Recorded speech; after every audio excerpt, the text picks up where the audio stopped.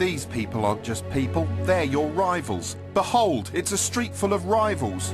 Look, there's one growing a rival in her belly, double threat, and this one sprouted wheels, devious bastard. We're living in a world in which everyone expects the best of everything, with the unhinged sense of entitlement that used to be the sole reserve of insane Roman emperors or members of the Bullingdon Club.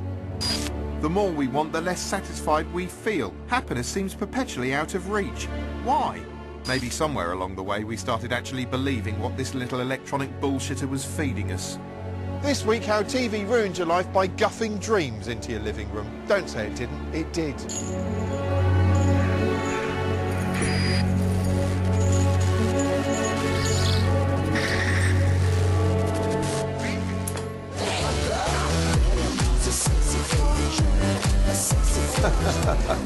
Oh, isn't life brilliant? I mean, just check out this place. The barman's a bloody great hunk. These two are flipping gorgeous. He has got a haircut so cool, it's like he downloaded it from Mars. And you, my friend, are part of all of this too, because you are living the dream.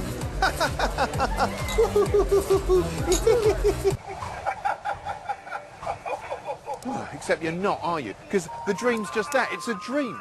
Real life doesn't work like that. Real life's an often fruitless quest for intermittent patches of happiness, interspersed with toil, ennui, divorce, bad haircuts, overpriced box sets, stomach bugs, repetition, stomach bugs, gas bills, sexual dysfunction, Justin Bieber and wasps.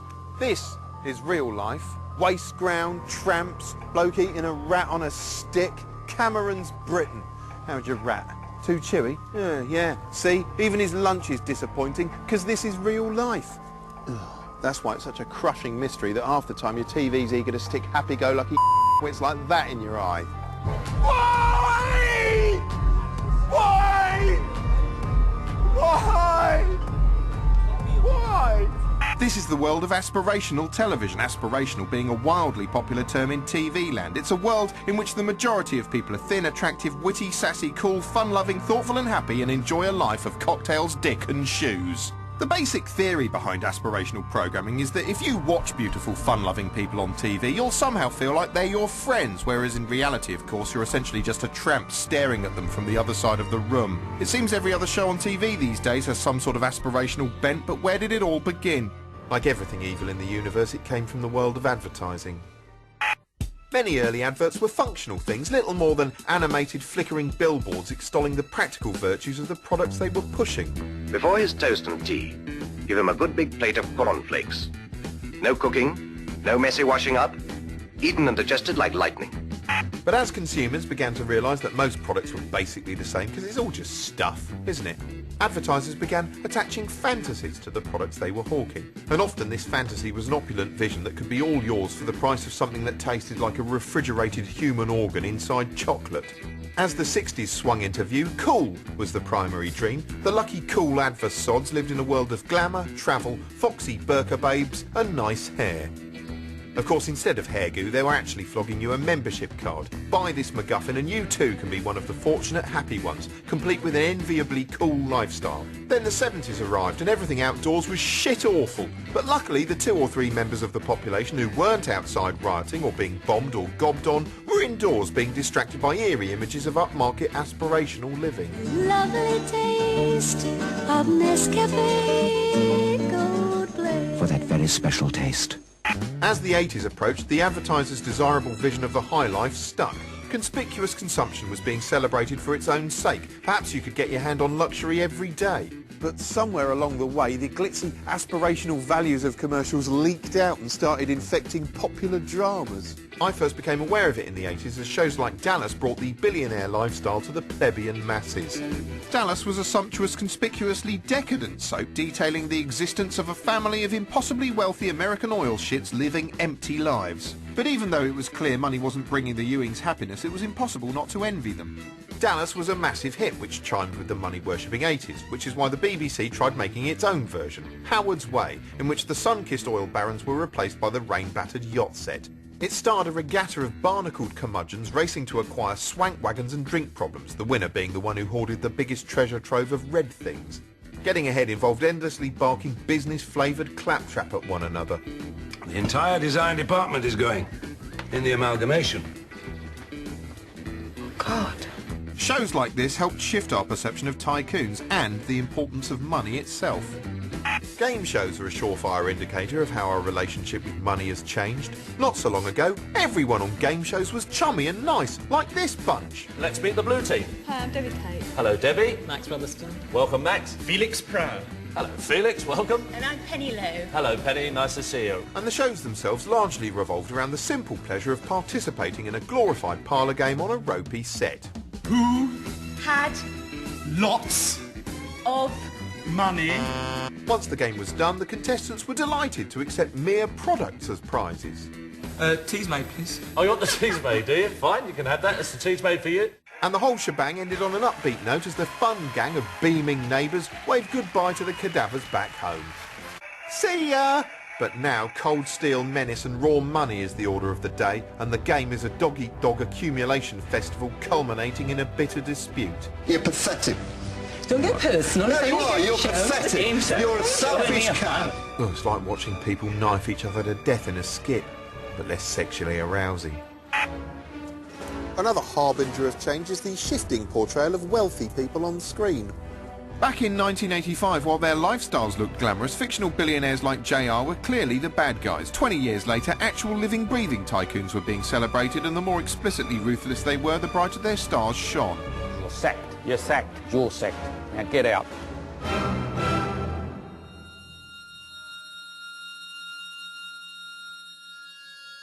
So, your big idea was a ginger beer stall. Jake, this was your handiwork, was it?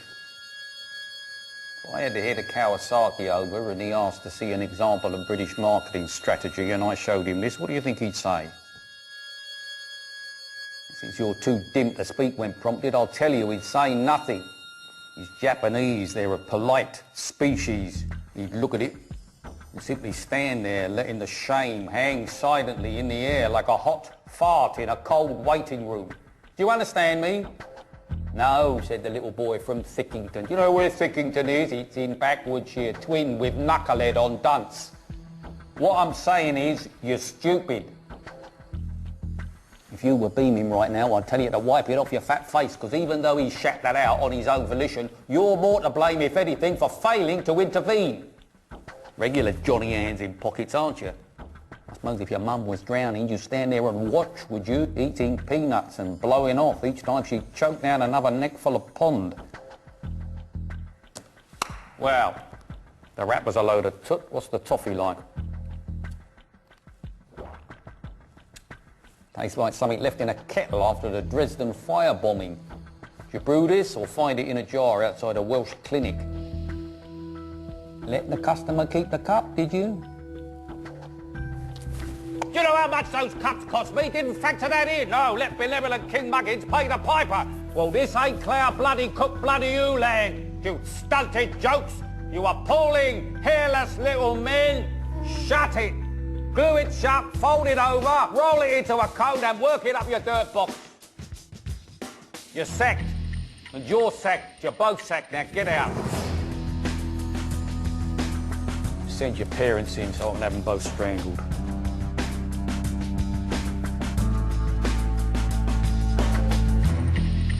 Only two things separate us from the beasts. One, the beasts are terrible at changing duvet covers. They tend to pull them over their heads and then panic because the sun's disappeared. And two, the beasts don't use money. They've got no idea what it is or what it's for. Have you ever seen a dog confronted by a credit card? It just looks like a four-legged idiot. Money is terrible. It's just a depressing way of boiling our wonderful world down to a set of grey, eyeless, dickless little numbers and then using them to screw each other over. Oh, one for me and one for you. Ooh, you've got one more than me. I'm going to stab you in the ribs. That's what money is. I mean, look at the sort of twerp and miscreant who understands money. Just listen to this Belming twink. Very impressive. And their outlook for 2012 has just been raised from 64. Once you've accumulated plenty of money, TV encourages you to invest it all in a box made of bricks. Rich people used to stop us noticing how privileged they were by tinting their car windows or hiding behind high walls where you couldn't kill them. But now TV allows you a peek behind the gates, and frankly it's harrowing. Cribs is a highly successful variant of Through the Keyhole, in which a very rich person shows you the rewards which society has granted them for being important and successful and loved, and you have to guess who in God's tit they are. What up, MTV? It's your boy Mims, and welcome to my crib. Come inside.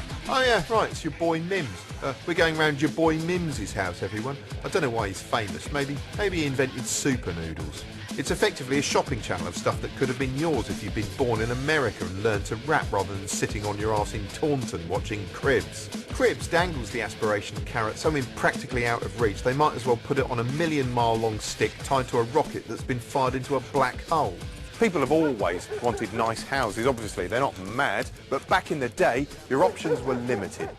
If you were poor, you had to live in a cramped tin full of relatives and cholera. If you were middle class, you had a bigger home. And if you were a member of the aristocracy, you lived in Downton Flippin' Abbey. People largely accepted whichever kind of hovel they'd been allotted. And then in the 80s, Thatcher legalised council houses or whatever, and suddenly everyone wanted one. And glamorous TV ads made the dream look attainably easy. Washing machine, fridge, oven and hob. And we can afford it with Wimpy's financial help, can't we? Yeah, that's it. Ask the man for approval, you stupid, downtrodden cow. But having purchased the roofs over their heads, people didn't really know what to do with themselves. I mean, what are you actually meant to do in a house? Raise a family? Start a bottle-top collection? Sit there and die? No wonder people went mad and started desperately trying to spruce their flipping death boxes up in a bid to kill time. TV soon noticed this and began knocking up cheapo home improvement guff castles like changing rooms, which took the concept of interior design and married it to the concept of people slinging any old crap together and generated several hundred hours of television in the process. See, I thought we'd put it on there like that. What, that's it? Yeah, just screw it in there like that. All right, yeah, wall moustache. Yeah, you've doubled the value of that house, you genius. The ultimate in homemade pornography has to be pornography made from homes. Televised aspirational showrooms such as Channel 4's Grand Designs, which offers a tantalising glimpse of the kind of dream house you too could be dwelling in if only you had several £100,000 and or 6 months of leisure time to spare. The presenter, Kevin MacLeod, whose name even makes him sound like a man who's stepped out of a dream, fronts the show in the manner of an enthusiastic curator leading you on a personal tour around a museum of cosy middle-class satisfaction. Because it's a listed building, the exterior will have to remain comparatively unchanged. I like these bits because they're a bit like a video game, albeit a painfully middle-class one. In fact, I'd put Grand Design's CGI walkthrough at number 1 in my list of the 4 most middle-class video games of all time, just ahead of School Run Turismo, Super Artisan Bread Maker and Nigel Slater's Coriander Panic. Largely, though, it's an envy generator as we shit-sofaed schlubs look on, moving from mild interest to outright fury. Oh, that's a nice fireplace. What a wonderfully huge kitchen. Oh, I love the way the windows let the light into their lovely house. Oh, they've got a pool. Oh, you've got a fucking pool. Thanks to shows like this, it somehow feels like it's not enough to just own a reasonably okay house anymore. Instead, you can feel a lingering sense of failure for dwelling inside anything other than an architecturally fascinating 4,000-foot translucent diagram with a gigantic mauve egg in the middle for you and your revolting kids to shit into. Ugh, depressing. Still, at least you can comfort eat. Food is another aspirational touchstone. It's not good enough to simply heat up a pie anymore. No, today you're supposed to be some kind of gastronomic show pony with a signature dish of your own. This rat's coming along nicely.